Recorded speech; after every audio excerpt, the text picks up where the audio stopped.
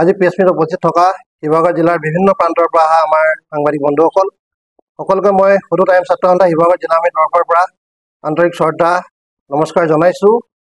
সদৌ টাইম ছাত্ৰ সন্থা শিৱসাগৰ জিলা সমিতিয়ে আমি বিভিন্ন সময়ত প্ৰাচীন কীৰ্তিচিহ্ন সংৰক্ষণ সভা বন্ধনৰ কাৰণে আমি দাবী জনাই আহিছিলোঁ। বিভিন্ন সময়ত আন্দোলন কৰিছোঁ, বিভিন্ন সময়ত আলোচনা কৰিছোঁ, কিন্তু আজি পৰ্যন্ত চৰকাৰ বা জিলা প্ৰশাসনে কিন্তু এই ক্ষেত্ৰত কোনো গুৰুত্ব প্ৰদান কৰা নাই। আমি দেখিবলৈ পাওঁ ইতিমধ্যে আপোনালোকে হয়তো জানে শিৱসাগৰ মাজমজিয়াত থকা যিখন যমুনা বেদখল হৈছে। এই বেদখল মুক্ত কৰিবৰ কাৰণে বিভিন্ন সময়ত অসমৰ শিৱসাগৰ জিলা সমিতিৰ অন্তৰ্গত বিভিন্ন ৰাইজক লগত লৈ আমি আন্দোলন কাৰ্যসূচী আগবঢ়াই লৈ আহিছিলোঁ, কিন্তু আজি পৰ্যন্ত কিন্তু এই বেদখল মুক্ত কিন্তু চৰকাৰে কোনো কৰা নাই। কিন্তু ইতিমধ্যে আমি দেখিবলৈ পাইছোঁ বিভিন্ন ঠাইত বেদখল হৈ থকা মাটিসমূহ চৰকাৰে কিন্তু বেদখল মুক্ত কৰিবলৈ চেষ্টা কৰি আহিছে।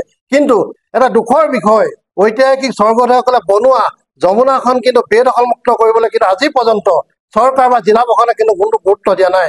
য'ত আমাৰ স্বৰ্গদেউসকলে প্ৰতিষ্ঠা কৰা শিৱদৌল, দেৱীদৌল, বিষ্ণুদৌলকে আজি প্ৰতিষ্ঠা হৈ থাকে, তাৰ প্ৰতি ভাবুকি আহিছে। গতিকে আমি সদৌ টাইম ছাত্ৰ সন্থাই আজি এই প্ৰেছ মিটৰ জৰিয়তে আমি আহ্বান জনাব বিচাৰোঁ, যদি চৰকাৰে এই ক্ষেত্ৰত কোনো যদি বিহিত ব্যৱস্থা গ্ৰহণ নকৰে, অহা কালিৰ পৰা সদৌ টাইম ছাত্ৰ সন্থাই শিৱসাগৰবাসী ৰাইজক লগত লৈ আমি কিন্তু বেদখল মুক্ত কৰিবলৈ কিন্তু বাধ্য হ'ম।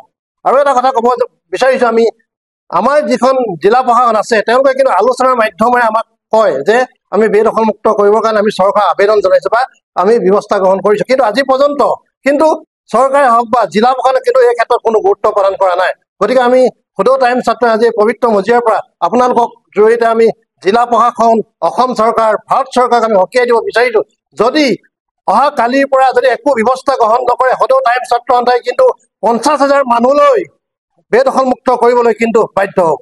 টাইম ছাত্ৰ সন্থাই ইতিমধ্যে আমি যমুনা সংৰক্ষণৰ সভাপতিৰ কাৰণে বিভিন্ন কাৰ্যসূচী হাতত ল'লোঁ।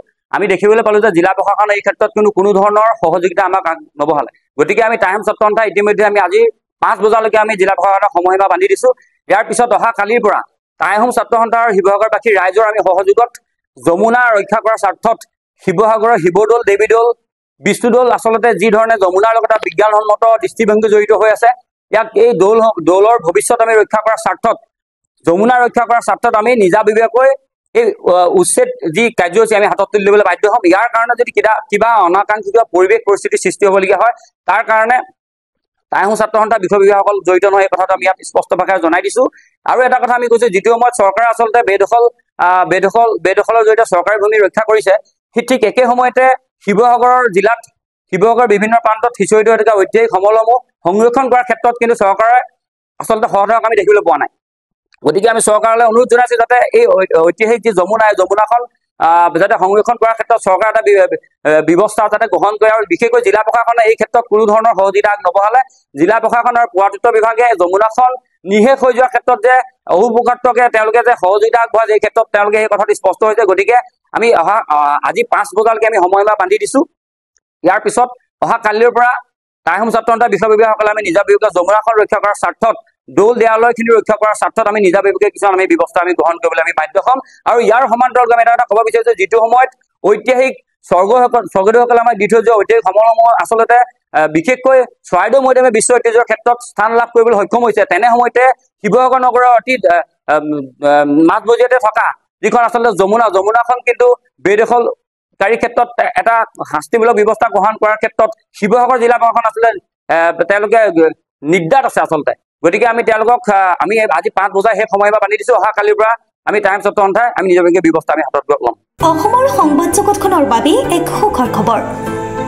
আপোচবিহীন ৰাইজৰ কণ্ঠ সাপ্তাহিক কবচ পুনৰ এবাৰ অসমৰ ৰাইজৰ মাজলৈ।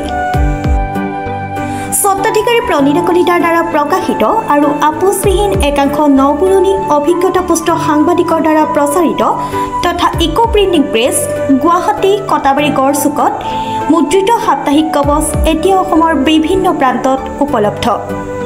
আমাৰ ঠিকনা মুখ্য কাৰ্যালয় অসম ফৰেষ্ট স্কুল, হৰি মন্দিৰ পথ, গুৱাহাটী, আৰু উপ কাৰ্যালয় কলিতা মাৰ্কেট, বিজয়নগৰ, কামৰূপ, অসম।